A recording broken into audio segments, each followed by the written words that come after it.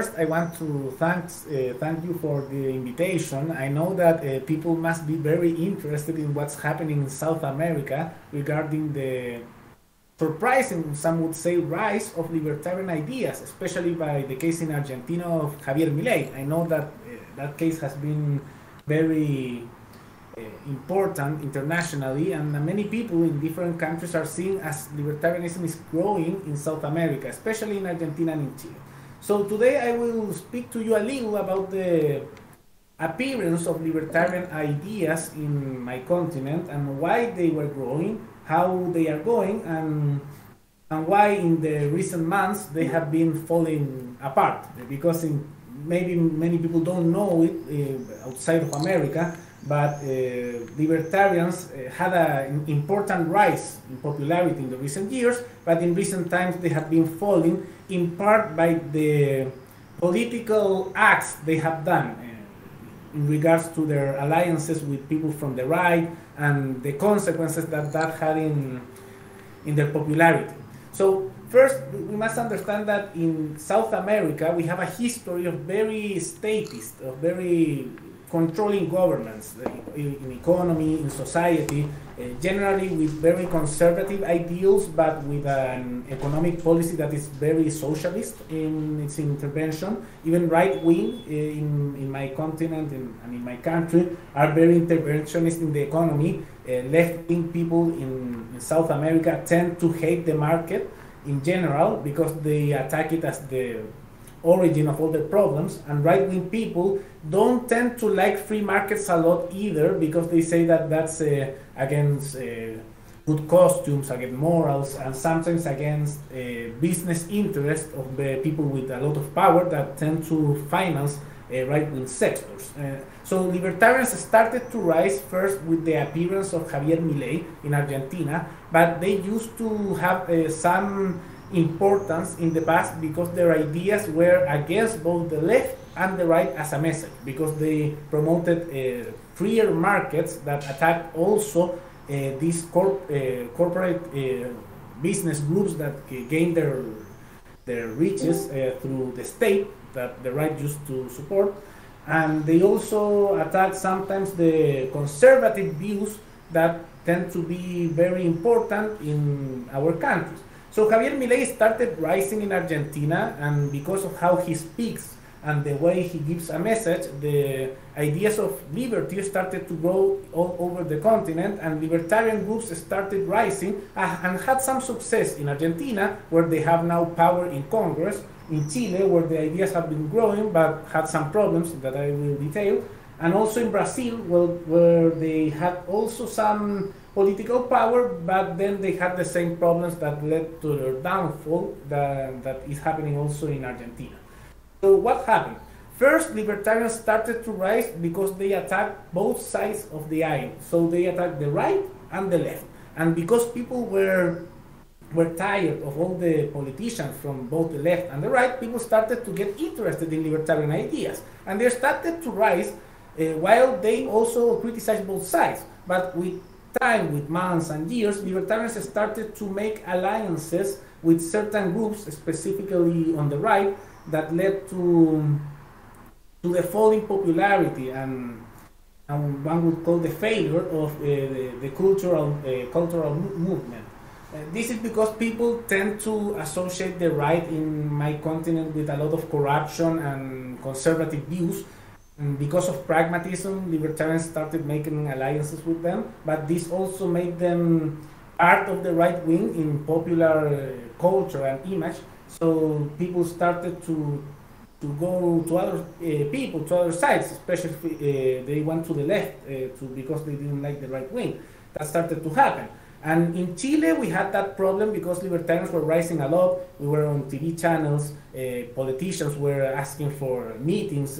People in the Libertarian Party and in groups were growing a lot. But when they started to go to the right, they started to make decisions that were against libertarian ideals, all because of pragmatism. And in the end, that destroyed libertarianism as a structure in Chile, although it still has an important presence in media in my country. And in Argentina, it's happening something similar. They started to grow. They criticized both sides, both the left and the right, and they got into Congress. But then they started to get into corruption cases, alliances with the right, meetings and groups with nationalists that were anti-market, but only because they wanted to criticize the left. And eventually that's happened, that the consequences of those acts is the fall of libertarianism, and Javier Milei, that's very known internationally as a libertarian, has started to fall in popularity in recent months and weeks because of those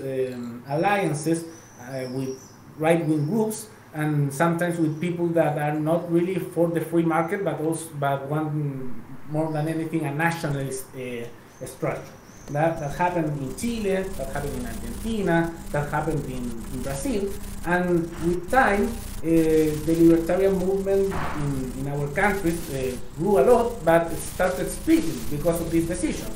And eventually there were two groups that are the ones that are fighting right now. One were the groups that one would call the pragmatists, that wanted to make an alliance with the right, and they got some positions of power in the state, many of them, but with time they started leaving apart their ideals as libertarians. Many of them with time started to say, well, I'm not really a libertarian, I'm really a conservative, so I need to be pragmatic, and this is more important than the market, and they left the libertarian ideals aside and started to be absorbed by nationalist and conservative groups. And the other groups that started forming are the other groups that one would call the purists, but they propose that change is not made through the state, that it needs to be made outside the state. So they started to organize in popular movements in the street, through media, also through academia, and try to make change through popular support, in the same way that many times the left in South America has made change, not through politicians, but through what we call revolutionary action.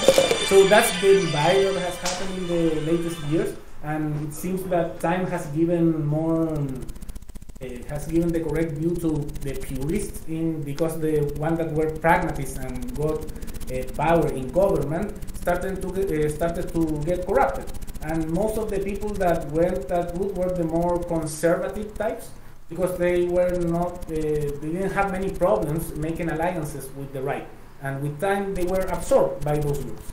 And that's in great part what has happened to our libertarians in our continent.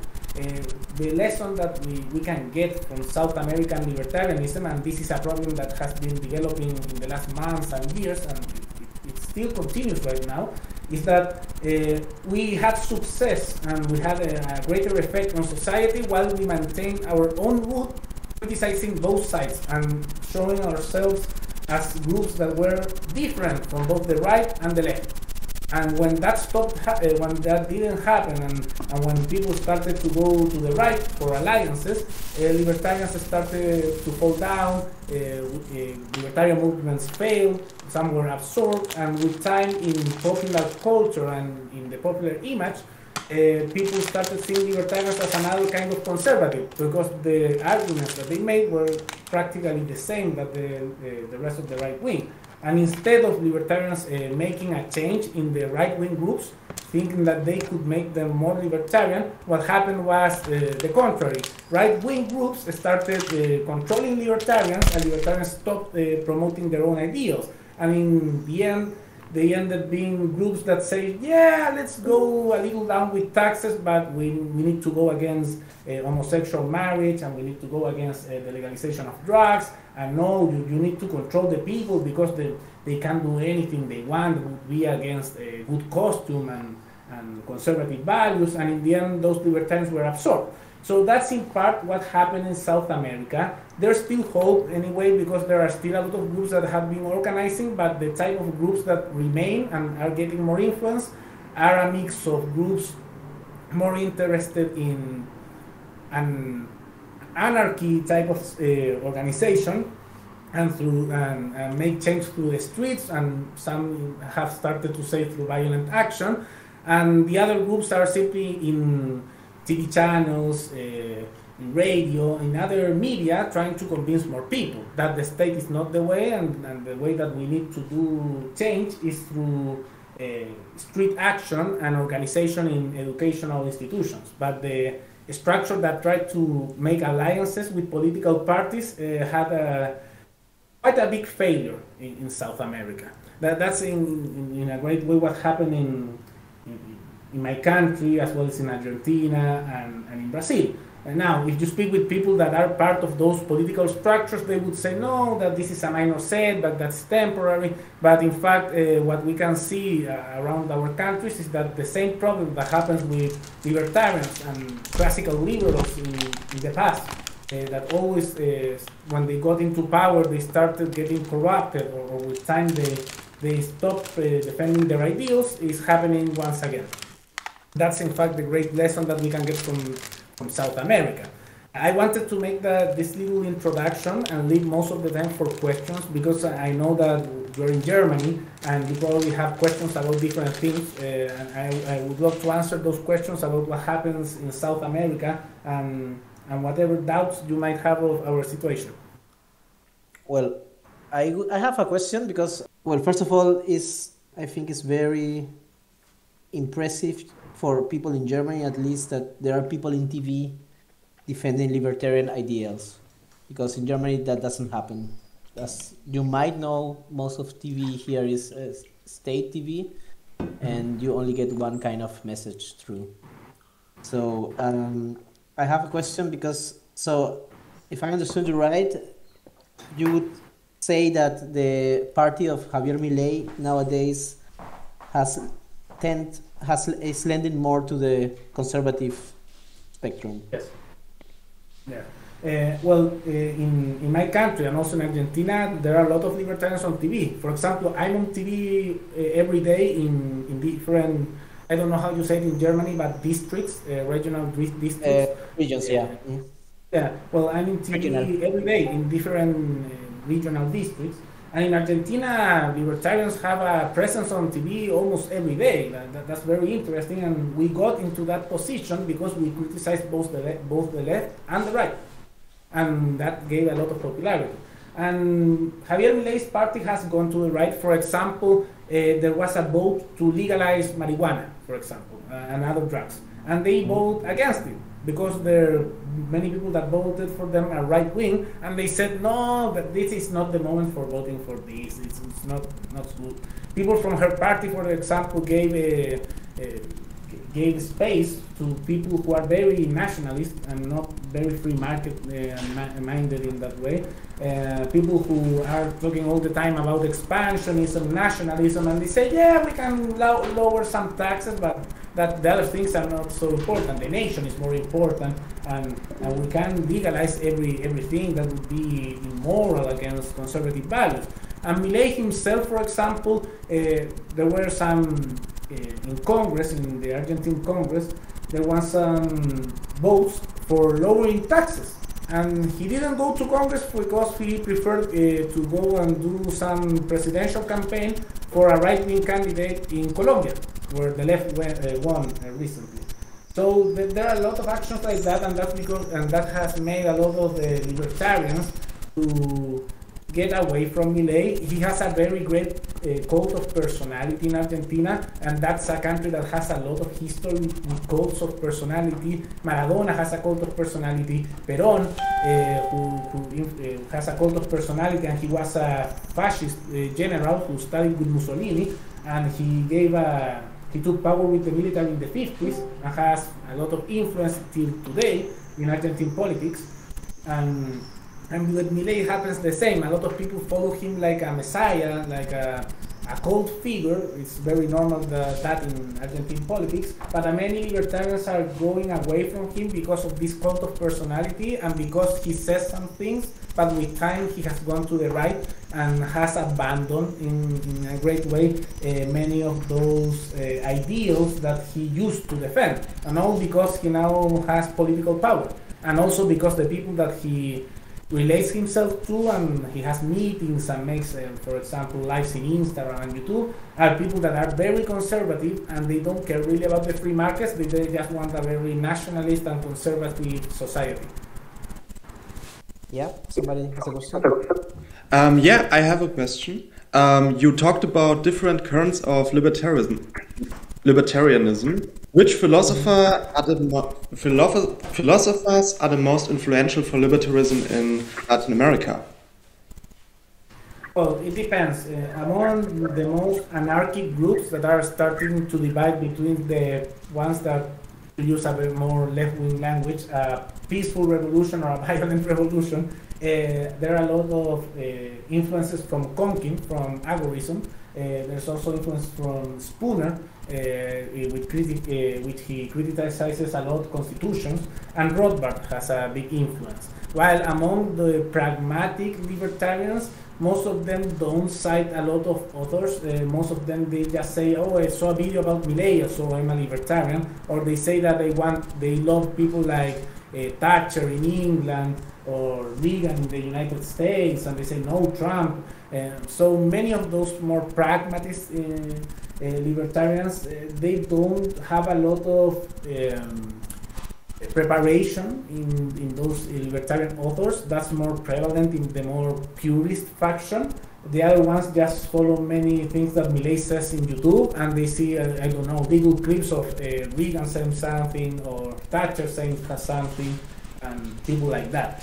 That's the bigger influence there. And the intellectuals, I would say, I would doubt if he's really an intellectual that they follow the most is Agustín Laje, who is an Argentine author that's very conservative, that he has said that he doesn't really care a lot about markets. He just cares about conservative values in morality, and he's a guy that supports a lot of candidates that are very right-wing around South America, that they always lose elections, but that they are really conservative, and he supports people that might want to control the market through the state to fix prices, but he doesn't care. He only cares about the moral issue.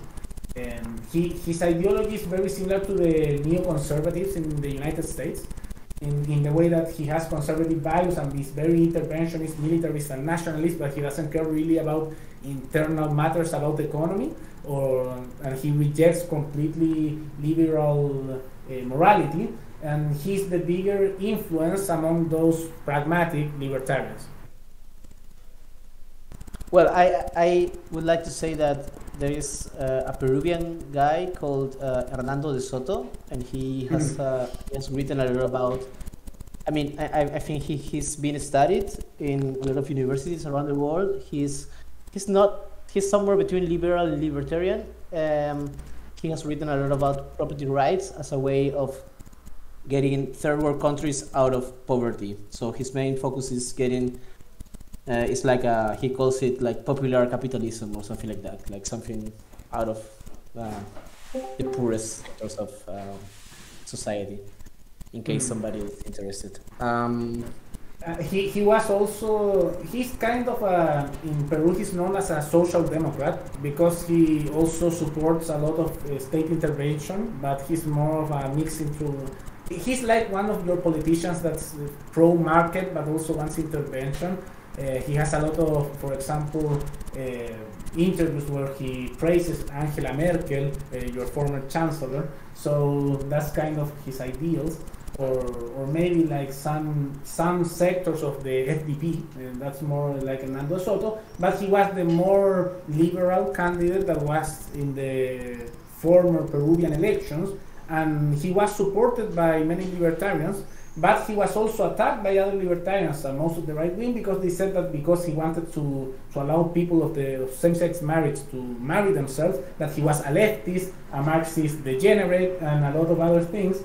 And those are the people, for example, that Agustín Laje, the one that I mentioned before, that is the inspiration of the pragmatic libertarians, criticized and supported another candidate that is corporativist. He's a person who gained his fortune through the state, who has monopolies secured by the state, and is very anti-market but very conservative and nationalist.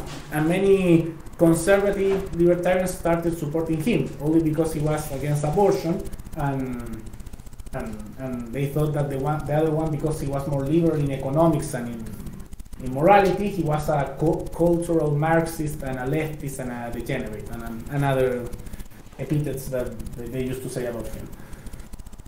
So do you think it's possible? I mean, you have been part of the Libertarian Party in Chile, as I know. Yes. Do you think it's possible to gain power, to take power being a purist libertarian? Because it seems like inevitable that you make alliances with some sectors that are Well, I used to be part of the Libertarian Party. I got to rise pretty high in its structure. I got into its command structure. I was its spokesperson. And what I saw was that the purist libertarian is the one that gets more votes, is the one that gets more support also.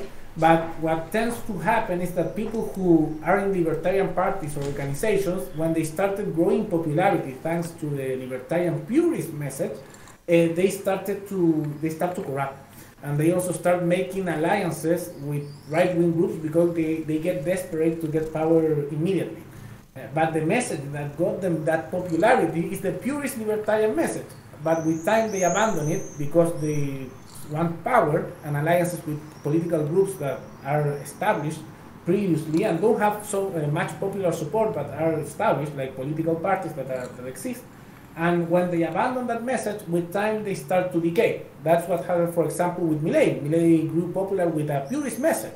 He used to say that both the left and the right were parasites on the population that should be exterminated, and people from the left and the right were oppressing the workers. And he had a very strong message against both sides of the political aisle. But with time, he started to criticize only the left, and he started to make alliances with right-wing groups, and in the recent days he has started to fall down. So I would say that the more popular message is the more purist, criticizing both sides, the left and the right, and that's because for a purely emotional reason, people are fed up with both the left and the right. They are very angry with both sides. In Germany, I assume many people feel the same. And with time it happens that when a government is from the left or the right, people vote them, and they vote them as a minor evil, and then when they don't like what that government does, they just vote for the other side because they get tired from the former government, not because they are fanatics or they like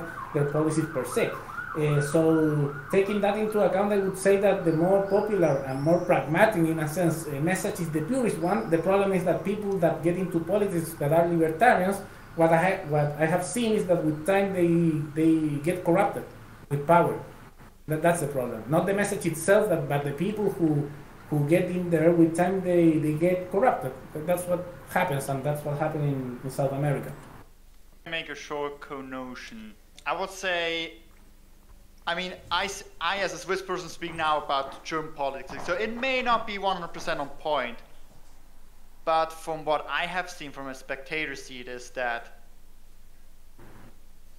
the German general population is retarded. So making an assumption that if right-wing politicians and left-wing politicians fail, that people seek out for a third option is apparently not a thing happening. I would say that I don't live in Germany, I don't have a lot of information locally, but I think that tends to happen. For example, I saw that the Greens started growing a lot in Germany. They see them as new and a third option. In Chile and in South America, there are a lot of Green parties also, and people tend to support them because they say, they are young people and they are new. And that works for a time, but then they look for another option. What I seem to see, and that worked in South America, is that many people that are libertarians and that are liberals or classical liberals, not in an American sense, but in a classical liberal sense, tend to use very rational arguments. And in South America, we started to use emotional arguments. We started to talk about the caste war, how the politicians and those who work with the state are parasites that feed themselves from the workers because they take their taxes. A very similar dialectics that Marxists used, but we changed the focus according to Rothbard's writings. And also we started talking from justice, morality, this is not just for the worker. It was a message that wasn't focused more on emotions, than in facts. And what I tend to see most in the world is that people that follow libertarian ideals start to try to speak from reason instead of emotion, and that's a mistake. Because what we realized, and that's why we get our places on TV, and we have more influences in our country. I have 24 years old, and I appear on TV every day in places in my country. Is because we speak simply with emotion, and the ideals in the end that are more rational, we give them with time. But the focus itself is only to speak through emotion and use the emotions that are inherent from workers and people in their country. And what are those emotions? Hatred of politicians, the cases of corruption that exist in every state, to focus them on them a lot, the sense of being fed up with both the left and the right, because there are people who are not completely happy with any of them. And with time, that strategy makes people become libertarians. And some support the libertarian ideals because they hate some other things, because you use emotion. But an important part of them is, get attracted by those things, and with time they start to form themselves into more, we could say, purist libertarians. But that's the strategy that we use. In the past, people who followed these ideals, free market ideals, tended to be too rational. They spoke of numbers and efficiency and things that are not very emotional per se, and they weren't very successful. And that's a great difference with libertarians, for example, in South America, and specifically in Chile and Argentina and Brazil, than those, for example, in Spain, that they make only rational arguments, or the libertarians in the United States, that you hear them and they don't steal the passions from the people, and they don't use the emotions that people naturally have of hatred towards authority and politicians. If nobody else is in the line, I would like to ask a question too. As you said, libertarianism is a little bit of in decline in South America, but I'm more interested in the rise, because in Germany we would be happy if we could decline from a at least somewhat higher point. But there's not much way to the ground to decline to. What would you say was the most successful or inspirational libertarian organization in South America you witnessed, and what do you think made them successful? So what are the topics? What is, for example, the style? Did they have a special kind of messaging?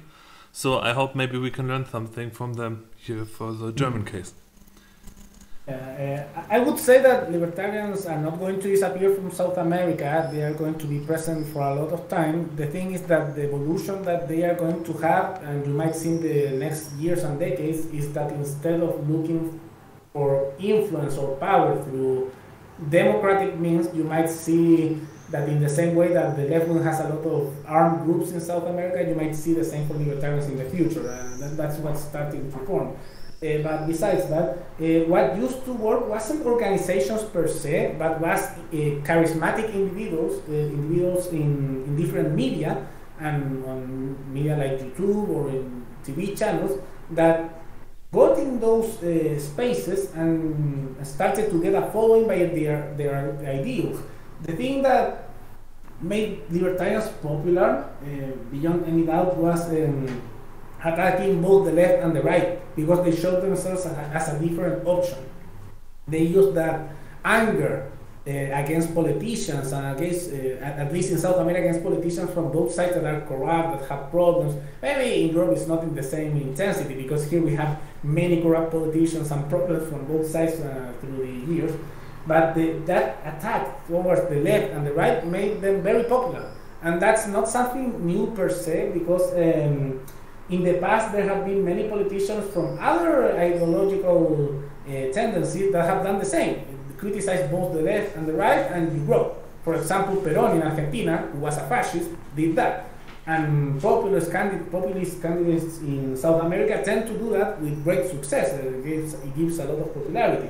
And also, it was the fact that when those individuals started to grow in popularity through YouTube, through Instagram, TikTok. They started to get invited into TV, into radios. Then they started to get a following. They organized the people that were following them into organizations, and those organizations started to organize with other groups that also were libertarian, and they started to form an organic, you would say, collective of people that were pushing towards libertarian ideals. But it didn't happen as an organization that started growing this, but as individual people that started promoting these ideas, and they got a following, and they organized this following into organized structures.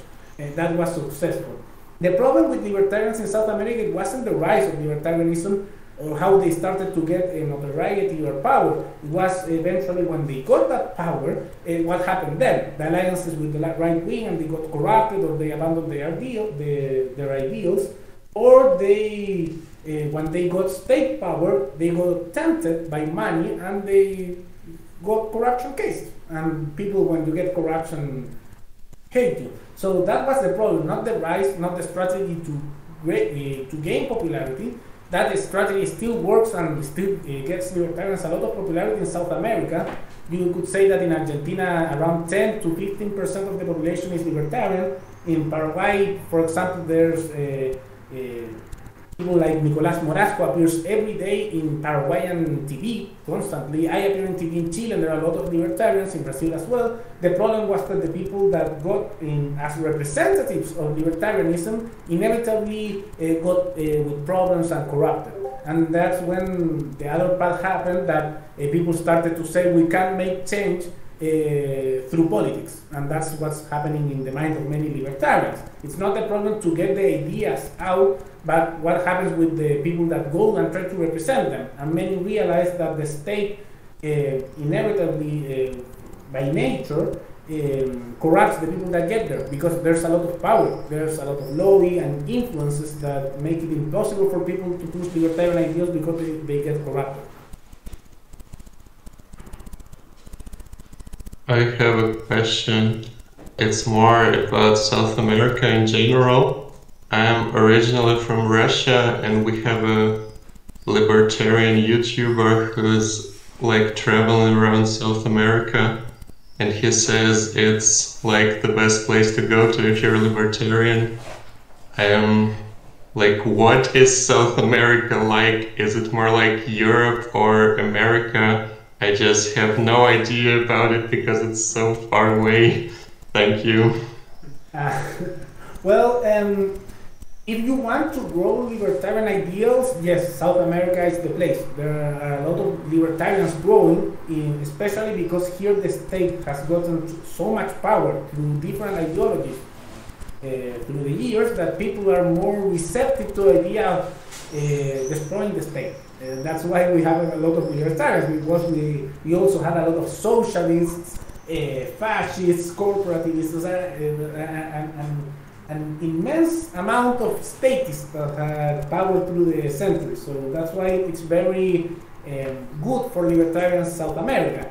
But according to, I don't know, the kind of life that you get in South America, I would say you live a lot better in Europe. I would say that many South American countries are similar to Eastern Europe, but countries like, I don't know, Serbia, Romania, some countries in South America are like Syria, like Venezuela, others are like Russia in the style of life. I would say Russia is very similar in its structure as how South America is, with a lot of oligarchs, very authoritarian leaders, politicians that really corrupt, journalists that disappear mysteriously, and there's a lot of those things in South America and in Central and in Mexico, Central America and in Mexico also. So it's the best place if you want to make libertarianism grow, but the way of life that you get is very similar to the poorest countries in Eastern Europe and countries like Kazakhstan and Russia.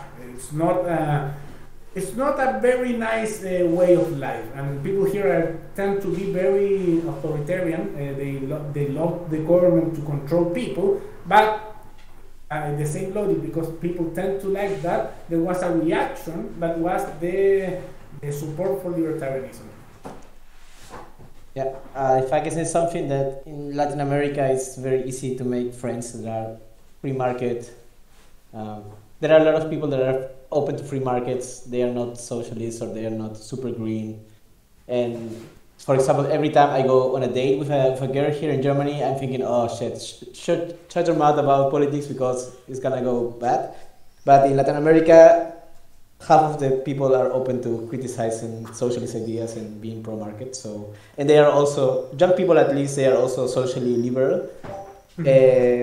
Rodrigo is right that old people tend to be authoritarian and very conservative, but I think at least they are becoming socially liberal the young people. So to make friends is a good, so to make a trip 1 month, make friends, talk about politics is very nice. Most young people are from the left. They are like your Green Party.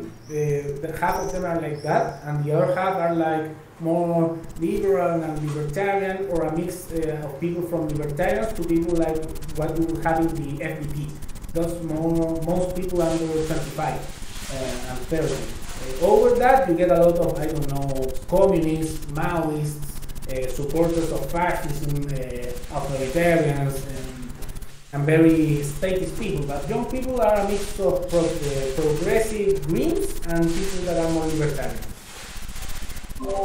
It's so interesting because politologists in Russia, so people who study the regime there, they say don't look at Europe, look at Latin America if you want to know how the regime will develop. Like they count statistics of revolutions and stuff like that and try to predict when Putin will go.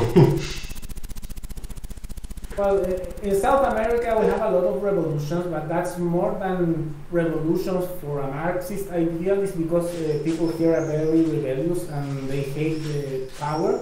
In the 19th century we have a lot of free market revolutions, and Chile had like 5 civil wars in the 19th century between conservatives and more free market liberals. Eventually, the liberals made alliances with the conservatives, and the socialists came in and they took that spirit. But here there's a lot of that spirit, and something that I forgot to mention is that libertarian ideals are really popular outside the capital because we have very centralized states. The capitals from either Chile, Argentina, Brazil have a lot of power. They take most of the riches from the places outside the capital, so there's a lot of resentment from people who don't live in the capital that have a lot of population. So libertarian ideals take a very good hold on those places if you promote independence, local control from things, lower taxes so they don't get it in the capital. It's very popular, and you can get libertarians to get a hold of that people, or you can get what happened in Peru, where Maoist communist took power through democracy recently because he convinced them that the concentration of power in the capital was a result of capitalist exploitation from the provinces. So they needed decentralization with Marxism. So both ideas are very popular in the provinces if you give them a good speech. So, what do you think? Which Latin American country has the greatest real chance of becoming a libertarian paradise next 5 years? Probably Paraguay. Many people don't speak about Paraguay. It's like the forgotten country in South America. But what happens in Paraguay is that the state doesn't have a lot of control on the people. A lot of people have guns and can defend themselves. And recently, around 3 to 4 years ago, the Congress of that country tried to pass laws raising taxes, and the people rose up and they burned that Congress. I feel so proud for our Paraguayan brothers, but there's a culture that doesn't accept peacefully when the state takes too much control. And a lot of libertarians in Latin America have started to go there, and there's a plan that some are starting to discuss to make something similar that to the New State project that exists in the United States to concentrate libertarians in a state, but in South America, and Paraguay seems the more the best candidate for that. It has a culture and that is very compatible with libertarian ideals. two questions actually. First of all, could you elaborate a bit about Javier Milei, if I pronounce him correctly, in Argentina? And I'm especially interested in is it a personal thing? Like, is it just about him, or is there like a general hype going on that's not visible yet? And also concerning Argentina, what do you think stopped the economic pace of Argentina in the last century? Why was it, why did it slow down? What were the main reasons for that? It's a big question. Maybe you have like a short answer for that. Okay. Yeah, well, the thing with Argentina is that it has a very cult of personality type of politics. So in the start, it wasn't like an organic libertarian movement. It was Javier Milei. He was very aggressive with politicians. He called them parasites, bloodsuckers, and I probably can't translate the other words that he said. They were very strong words to politicians from both sides, and he promoted free markets, and that interested a lot of people because they hated both sides of the left and the right. So that happened, and eventually that gave a very high rise of popularity to Milei, and through him, people got interested in libertarian ideals. And now that he has fallen a little from popularity, but he still has a lot of popularity, but he has been going down, many of the people that started getting interested in libertarianism have stayed as libertarians, but they no longer like Milei. That happened, but he was, and he still is, the main force as an individual, as a person, that promotes libertarian ideals, although he doesn't promote them as much anymore. So it's more as a cult of personality more than anything, and once Milei falls down, probably libertarianism will get a strong problem and will fall a lot in Argentina and in other Latin American countries. And regarding your other question, what happened to Argentina is that through the 19th century, it had a lot of conflict between centralizers and federalists, between liberals and conservatives.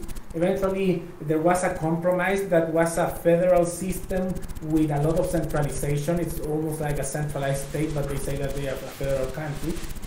That happened. And in the last decades of the 19th century, a lot of governments that were more pro-free market started getting into power, and Argentina started to rise, and in a moment they were almost in the economic level as the United States in those days. Many people at the time used to say that maybe Argentina would be a great power. But what started to happen that in the 1920s, a lot of corrupt military generals started making coup d'etat. They took the power of the state by force with the military, and in the 30s that went over and over. It came to the level that in Argentine history it's known as the lost decade, because there was a lot of power struggles by the military, and they took power, and they were very economic nationalists. They took power of industries, controlled the markets, etc. And eventually, in the 1950s, came a general into power who is known as Juan Domingo Perón.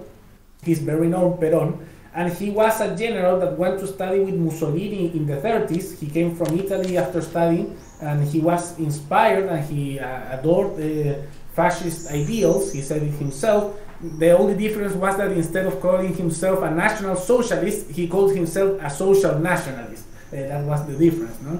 So, and also in the 40s and in the 50s, he gave a lot of refuge to Nazis from Germany in the country. That's why there are a lot of jokes that in Argentina there are a lot of Germans, and you discover, for example, I don't know, families that have things from the SS because their grandfathers were people from the SS that escaped, and it's because the Argentine government was led by a fascist that was Perón, and he gave them refuge. And he gave a level of cult of personality so great that has left its marks through Argentina to this day. For example, for many years in schools and with children, there were books saying, you must praise Perón, Perón brings you food, Perón brings you safety, the great leader Perón will lead us forward. There was a very great cult of personality. It stands to the level that maybe Stalin had in the Soviet Union. That I know that in Russia there are still people that admire Stalin, even though he was a brutal dictator.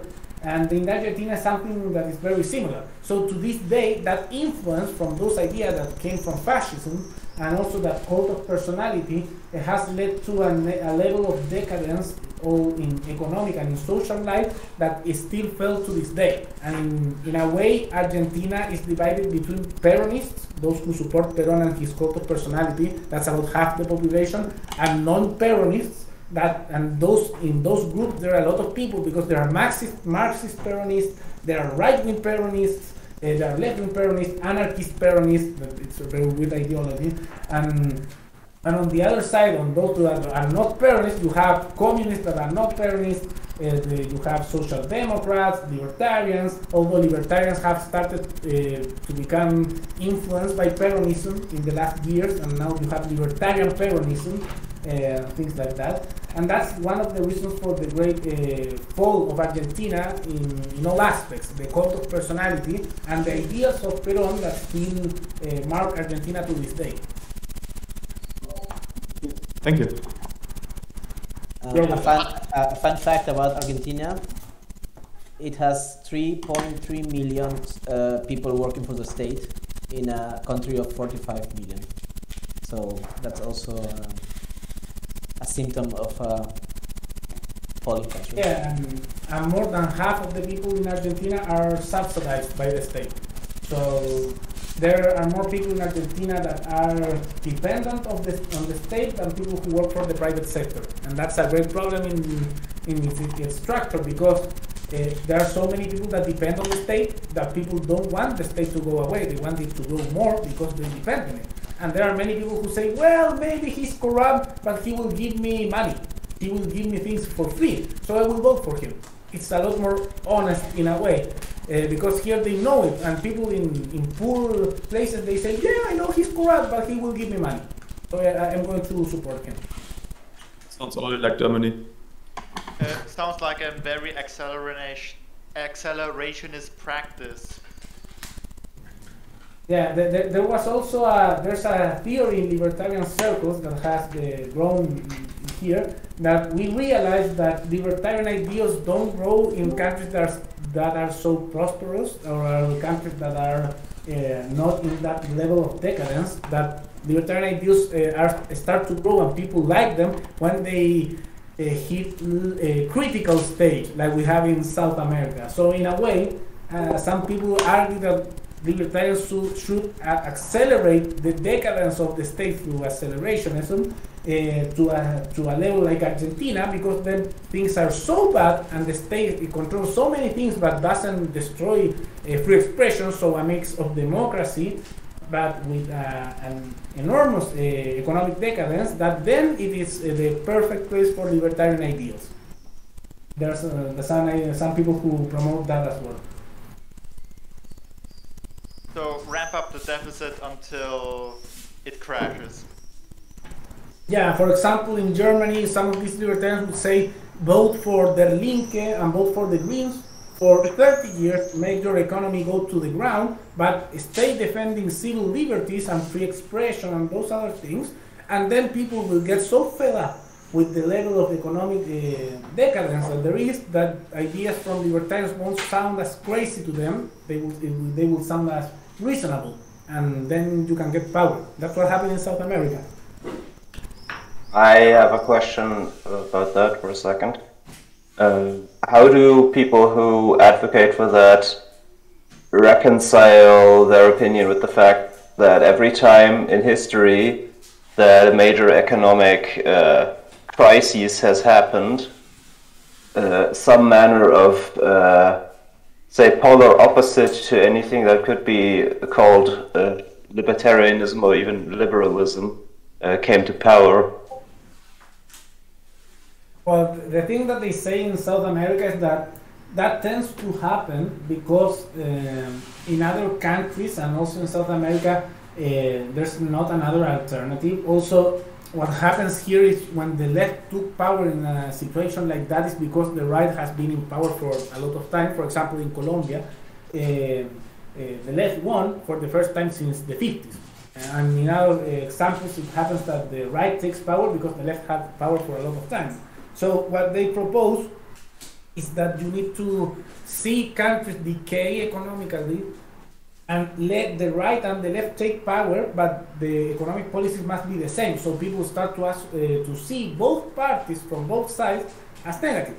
And in the same time as that is happening, you need to have libertarian figures and presence in media so that you can make a counter argument. Because if you don't have presence in media, be it YouTube, TV, radio, etc., and people who have a public speaking ability, you won't make an impact. And that happened in South America, that libertarians had an impact, and we still have it, because in the middle of all these decadence, we have voices in TV, voices in YouTube that are very popular in Instagram, TikTok, Twitter, and in public speaking places. I have a question. What has changed in Chile since last year's elections? I'm asking because your current president seems to be a real socialist. Yeah, he's a real socialist, but that's central left for us in South America. When I spoke about Maoists or people who support North Korea, for example, that's the far left here. So a socialist here is central left. And what we have here is he hasn't done a lot. He's very similar to the former president, Sebastián Piñera, who was center-right. His policies are very similar, but he's very ineffective in the same way that the last president was. And inflation has gone up. There are a lot more subsidies. The deficit has gone up a lot. Insecurity has gone up. But the structure of the country is more or less the same. The only problem is that since 2019, we had in Chile with the social spark, as they call it, when in Chile a lot of people went to the streets and destroyed a lot, has only grown. So the same negativity that we had in the economy and insecurity that had been happening since the government from Piñera is continuing.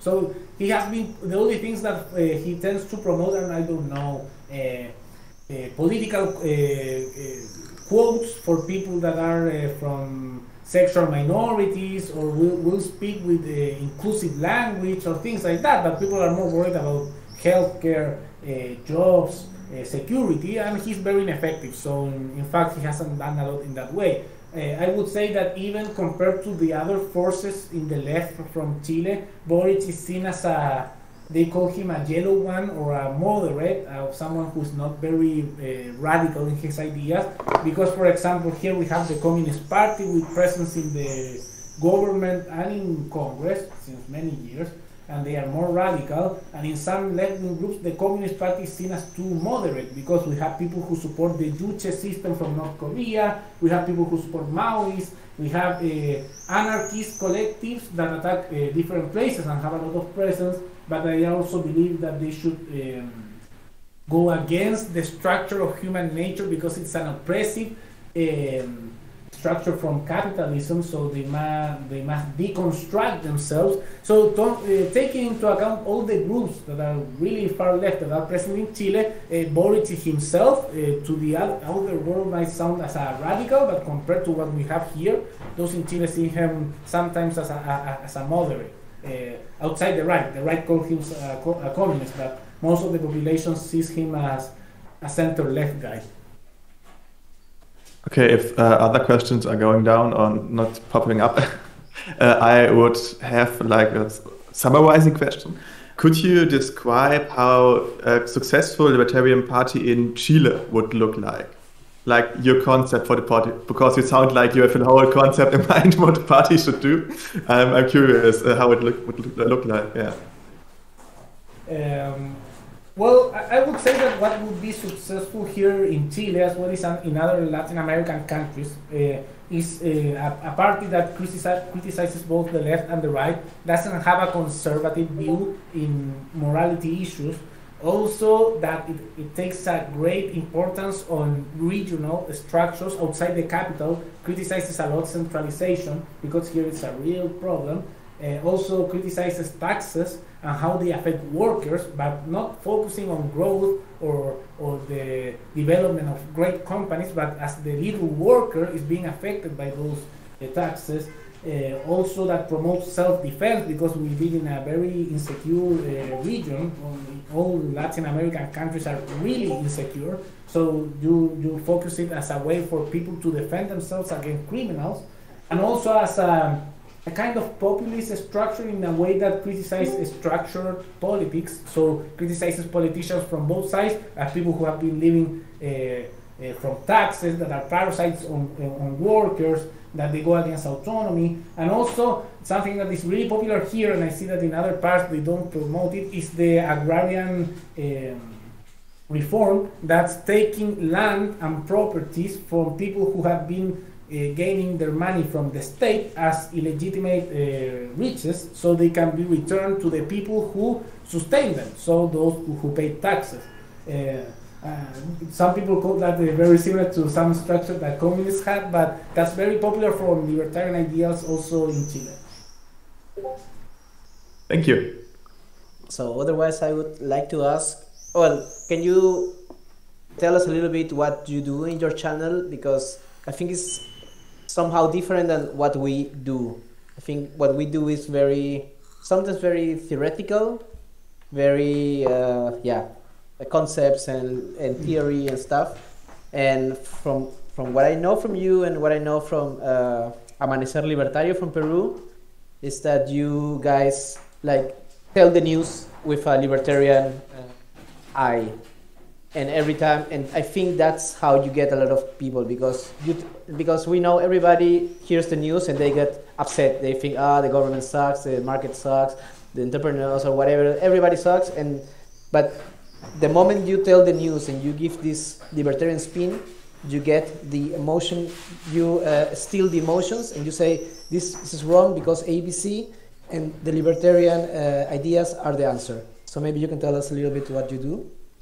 Yeah, well, I know very well Amanecer Libertario from Peru. I was the one that helped him get his channels. He was a subscriber of mine, so I helped him to make the structure so libertarianism could grow in Peru, because I have a great interest in libertarianism growing in different countries, and eventually that libertarians around the world can conform a first international. Besides that, what I do, and I learned looking around what people in the left do, so because you need to learn about their strategies, they're very intelligent in their strategies, was that many times they wouldn't go up front saying, oh, I'm a communist, I'm a socialist, so these are my ideas, support me. No, they would get into universities, they would get into TV, and they would give different things like news, for example, on TV. But they would be, when they give those news, between the time that they give their news, they gave a message, and it was a little message. And through days and weeks and years, people start to get influenced through that message. So I learned that, and I started to talk in very small videos, not very long, around 10 minutes, maybe 20 at most, about news locally. And every video is about some other news that happens in the day that is important and gets a lot of views. For example, something that is new now is that there are a lot of miners going on strike, and also the insecurity. So you make a video every day, that's what I do, and that's what I taught Amanecer Libertario from Peru. And you give the news, but between the time you give the news, you give a libertarian message.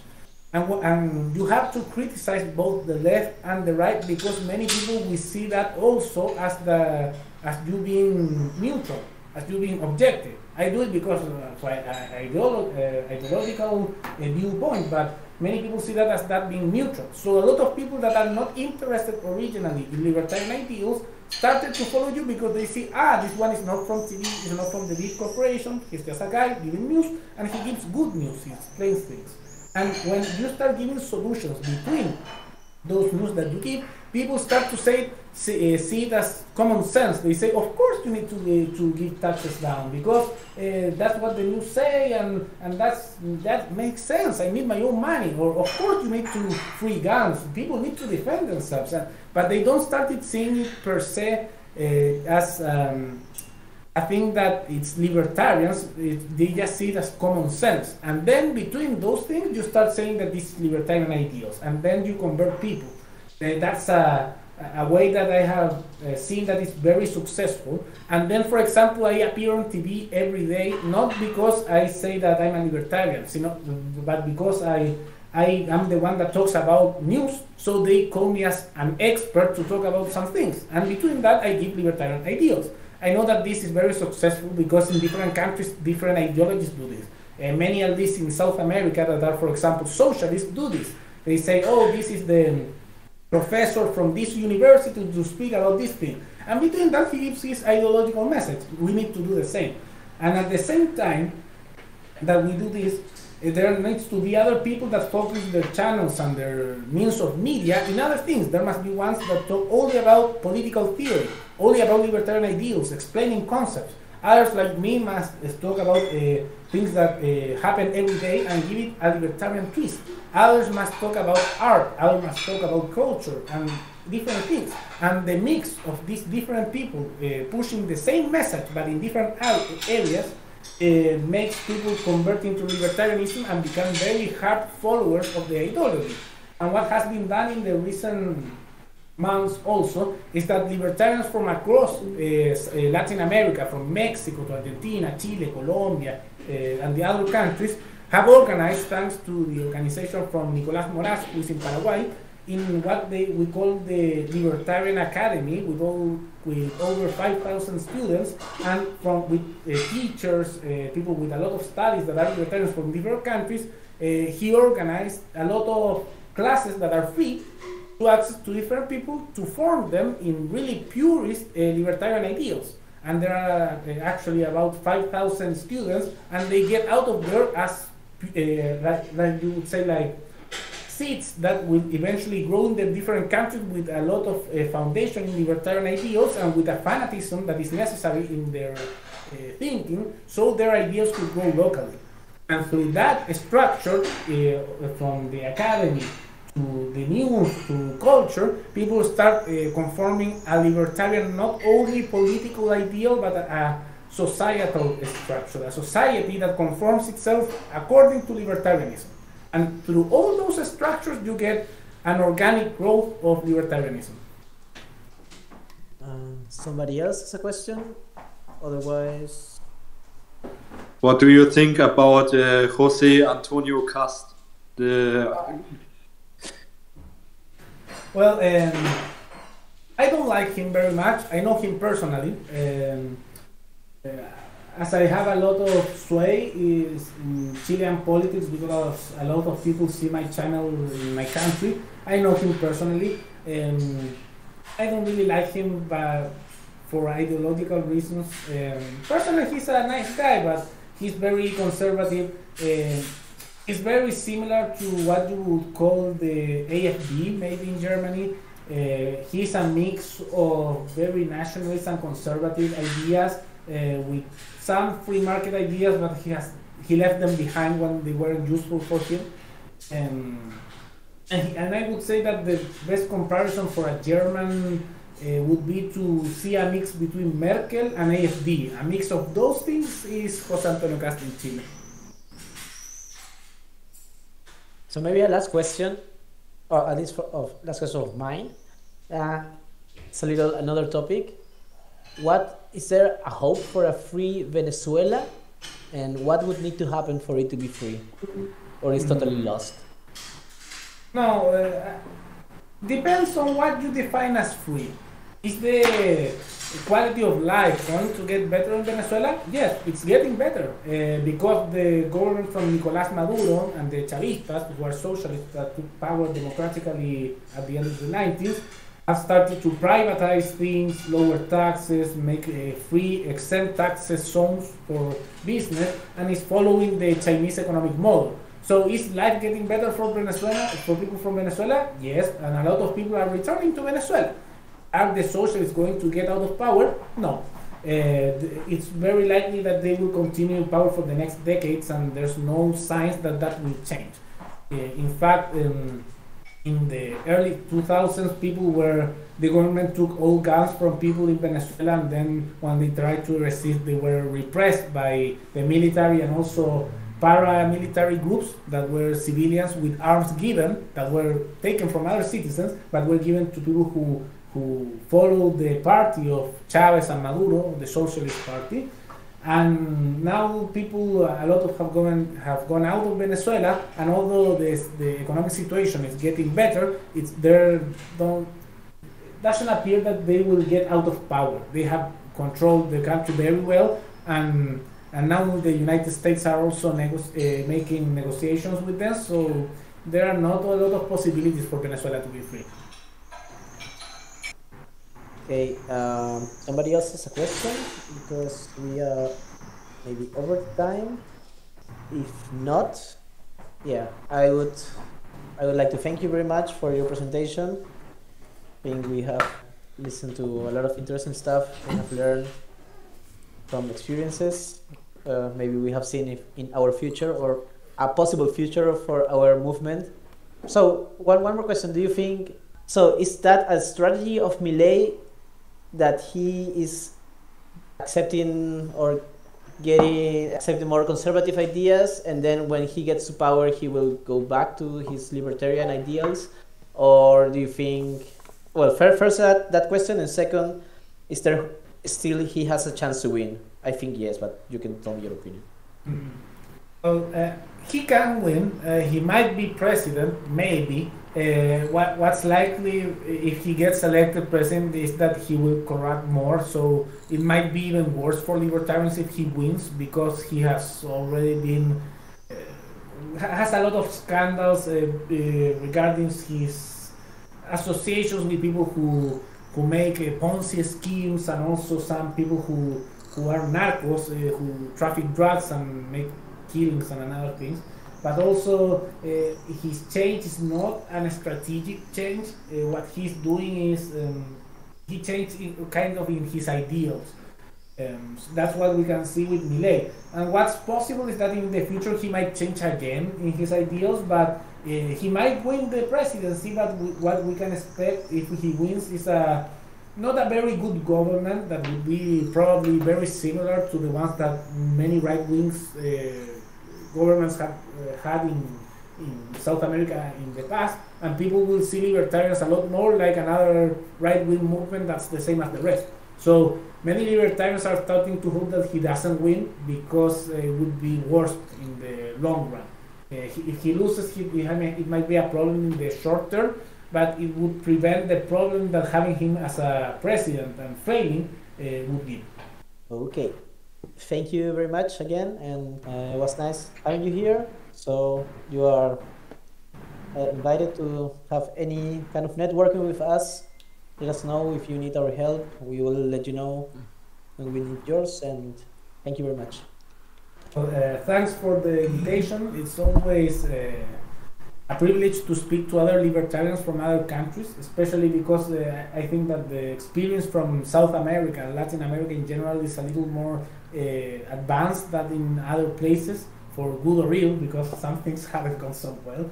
But in any case, I would give you the advice to be different from the alternatives that you have in your country. This is like selling a product. If you want to have success, you need to be different, and you need to offer to the people something that they will like, that is different from what other people are offering, because why would they choose you if you're similar to something that already exists?